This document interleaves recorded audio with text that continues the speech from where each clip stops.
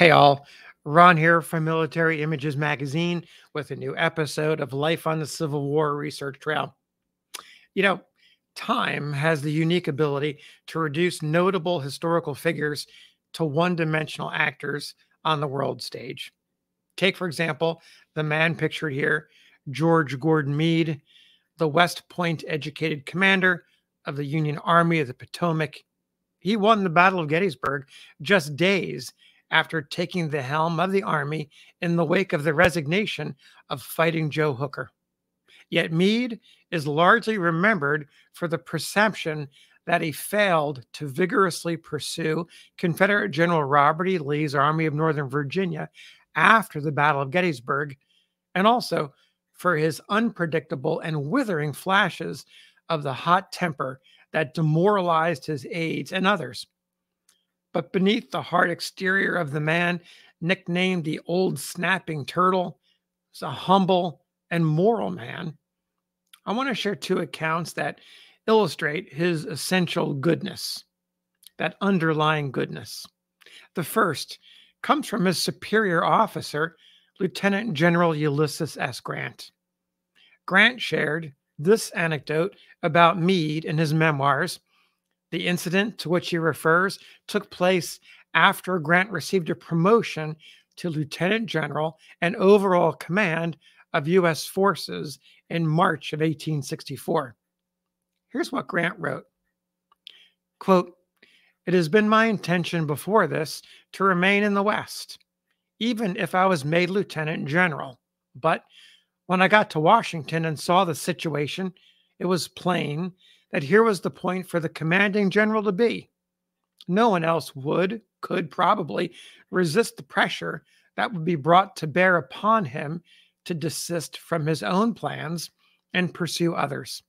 I determined, therefore, before I started back, to have General Sherman advance to my late position, McPherson to Sherman's in command of the department, and Logan to the command of McPherson's corps. These changes are all made on my recommendation and without hesitation. My commission as Lieutenant General was given to me on the 9th of March, 1864. On the following day, as already stated, I visited General Meade, commanding the Army of the Potomac, at his headquarters at Brandy Station, north of the Rapidan.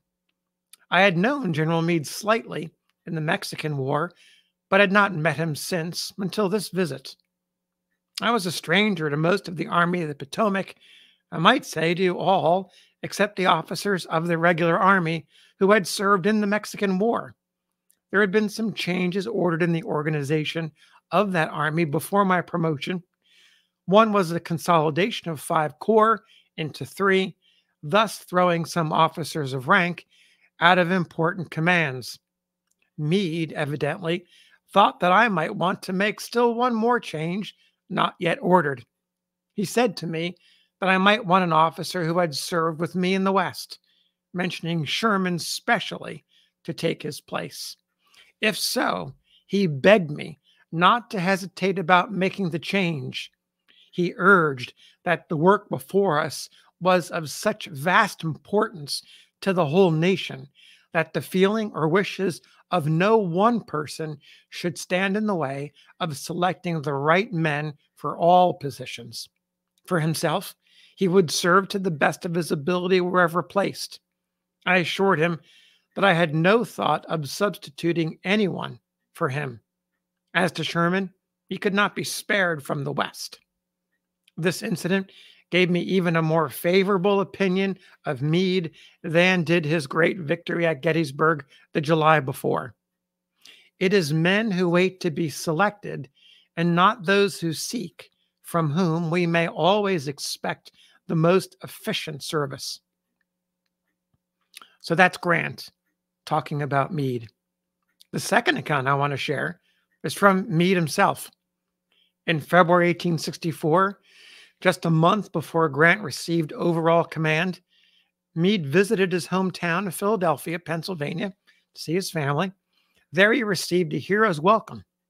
After a rousing address by the mayor, here's what Meade had to say to the adoring crowd. Quote, when I came to the city to visit my family, I did not anticipate such a demonstration as this of today, and through you, I thank the citizens of Philadelphia. I fear, however, you attach too much importance to the services you have been kind enough to mention.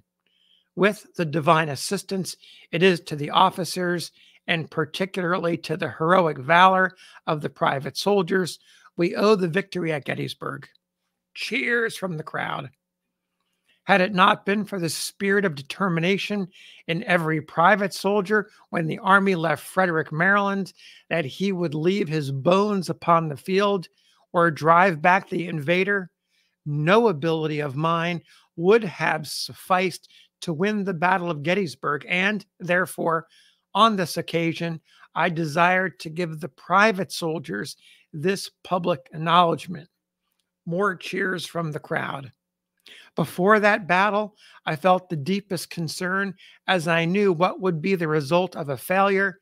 And to my officers, corps, brigade, regimental, and company commanders, and the privates, the country is indebted for the victory which crowned our efforts. I assure you that the army, which has sometimes been called unfortunate, is and will be acknowledged the most gallant army the world ever saw. Cheers from the crowd.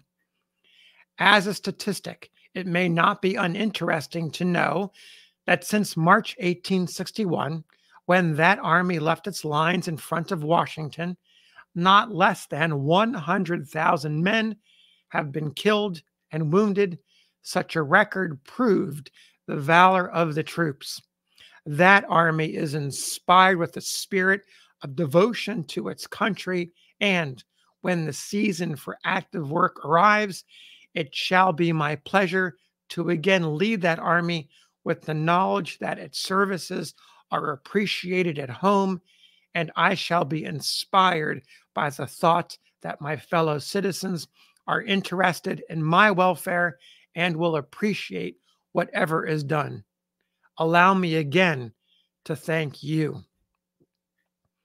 So there's Meade paying tribute to the private soldiers of the Army of the Potomac, over 100,000 killed and wounded in more than 3 years of fighting.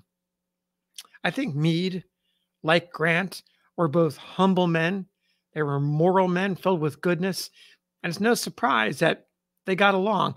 It was a bit uncomfortable late in the war with Grant and Meade sharing headquarters so close to each other, yet somehow that mutual respect resulted in ultimate victory for Union arms. So thanks for listening. We'll see you on the next episode of Life on the Civil War Research Trail.